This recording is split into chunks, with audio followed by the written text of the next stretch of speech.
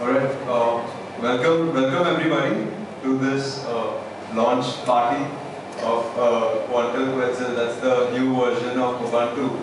How many Ubuntu users do we have? Just show of hands.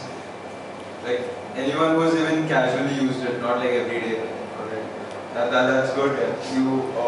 It's good to have interest in open source software such as these. I mean, Ubuntu is one of the leaders in open source stuff, FOSS stuff, and it's good to have interest, show interest, and come to events like this. Alright, so does anybody know what's the secret behind having these random numbers? 12, 10. Is it like the 12th version or what? Does anybody know about this? Not you, Anybody else?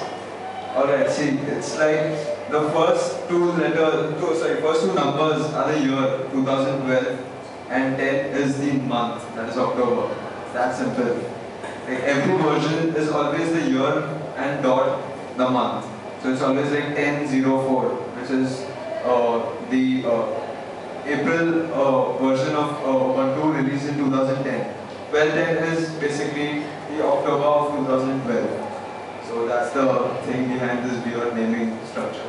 And of course, Quantal Quetzal, it's always an animal with an adjective to it. Quetzal is a bird found in South America, and there's nothing more to it. No technical stuff. So what's new in the Quetzal? I mean, this must be pretty strange, an operating system releasing an entirely new version every 6 months.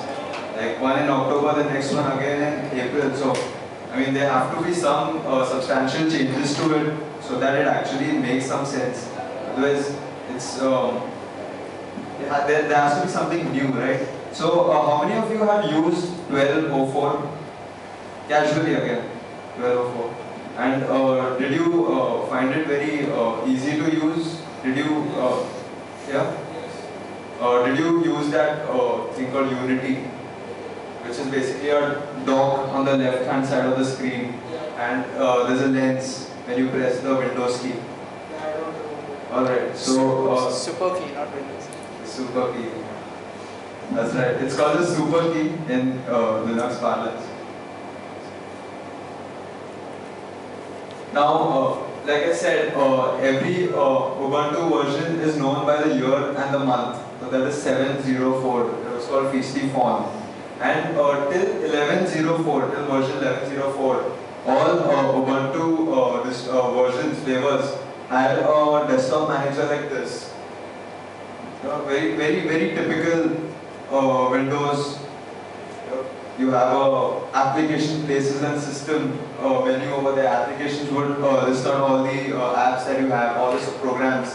Places is like My Computer for Windows, like all the network places and drives and systems. The system contains all the tools to monitor your system. Very dry, very drab. What they introduced in 1104 is called Unity. It's an entirely a different desktop environment. It revolutionized Ubuntu's DE, and it became synonymous with Ubuntu basically. The entire layout, it was very smooth. It is very smooth. It is very fast and very beautiful to look at. We'll have a look at that now. We have this slide. Unity is Ubuntu's new desktop environment.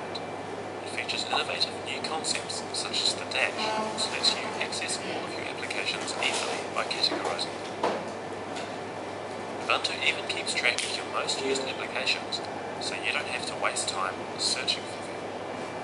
The screen that you saw right now is called the dash, where you type in whatever programs that you want.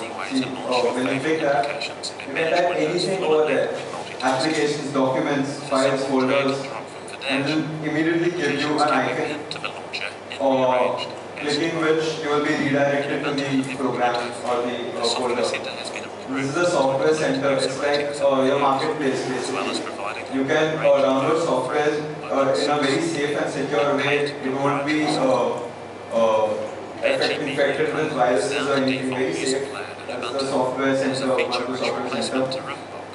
This is of course a media player, you play music and stuff. Such as Last FM. This is Banshee, recent versions use Rhythm Box as the default music player. Skip tracks wherever you are. This is pretty cool. I mean, you have all your sound options integrated into one menu. Your volume, your output, sound output, your music player to change the song. Very handy. It's very compact. That's what makes it very beautiful.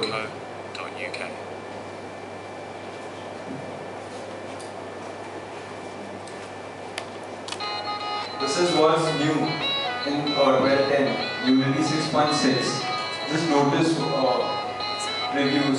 The dash is the same, the layout is the same, but on right clicking you get a preview of the entire file.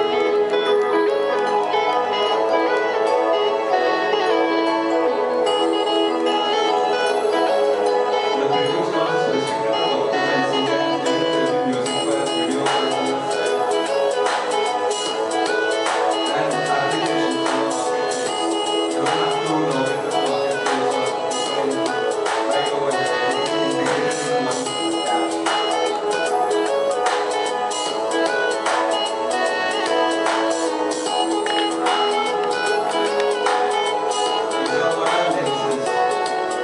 One lens for music, so here you can see the music logo. All your music will be displayed over here. You can operate on your music file over here. Similarly, there are lenses for videos. There are some lenses which users make. Basically, why it's open source, right? The community makes lenses, and lenses such as YouTube lenses or Wikipedia. And the community is very active in a forum, in many forums such as Ask Ubuntu and Ubuntu forums as such. And all these forums can be represented in lenses. Basically, lens is to get any sort of media onto the dash. And it's totally open source as usual, and anybody can do it if he knows how. This is another very important feature of remote for 12.10.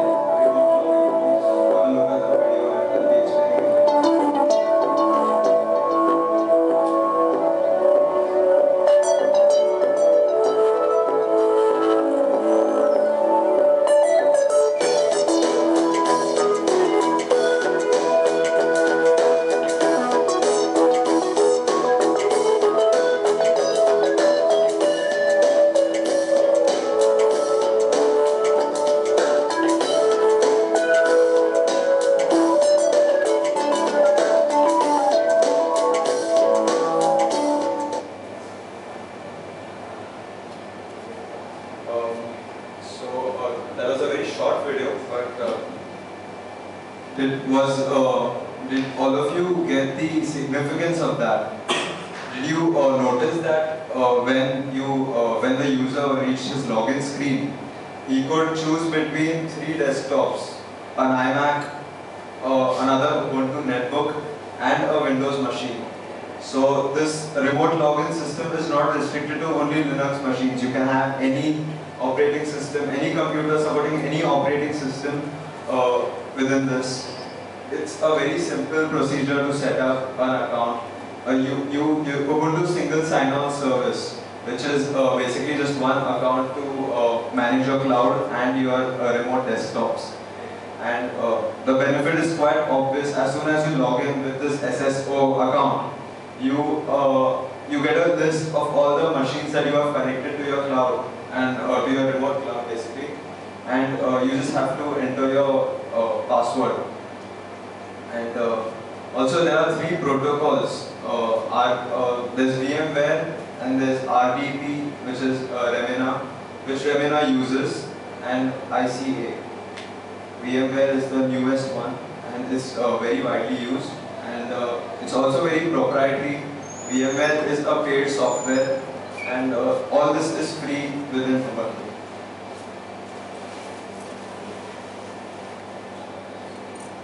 Other modifications, important but small but important modifications are that Python 3 is supported officially in 12.10, which obviously is faster than 2.0, and all the developers will be moving towards Python 3, and the programs that are existing programs which are written in Python 2 will be ported to 3. And the kernel is updated as it happens with every new release of an Ubuntu flavor. And 3.5.3 is special because it's more efficient, it uses its resources better, and it's faster.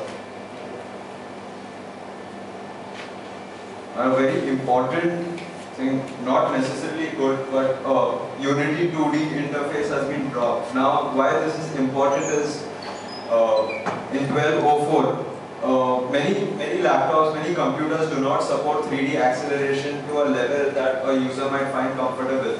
And the laptop may lag, may slow down, and the user might choose to sacrifice some of the 3D movements and 3D interface for a faster workplace. That's where Unity 2D comes in, and I personally use 2D myself. I'm a big fan of 2D because it's so much faster. But 12.10 has dropped support for Unity 2D. It no longer has a 2D option. They claim that 12.10 has a tool which would enable even computers that lack 3D acceleration to work very proper, but I don't believe it's the right move, and 2D should be supported and should always be there. So now Ankur Singh will talk about dual booting Ubuntu with other operating systems. One very important thing is that how many of you use Windows 8 right now currently? No one, right? Yeah. Windows 8 has this new BIOS, the new bootloader, which is a replacement for BIOS. It's called UEFI, but the problem with it is that it does not allow dual booting. Not just Linux, it doesn't allow you to dual boot it with a Mac or with any other operating system basically. It's Microsoft doing what it's best at, keeping it very exclusive, trying to retain its control monopoly, and of course, Ubuntu will come up with a fix to that. In fact, its bootloader is already quite sufficient to manage with these restrictions.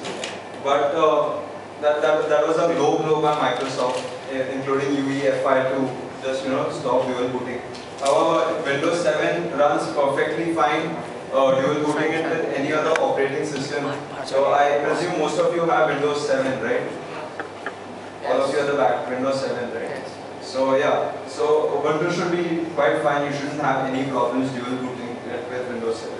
Now, Ankur Singh will be giving you a few pointers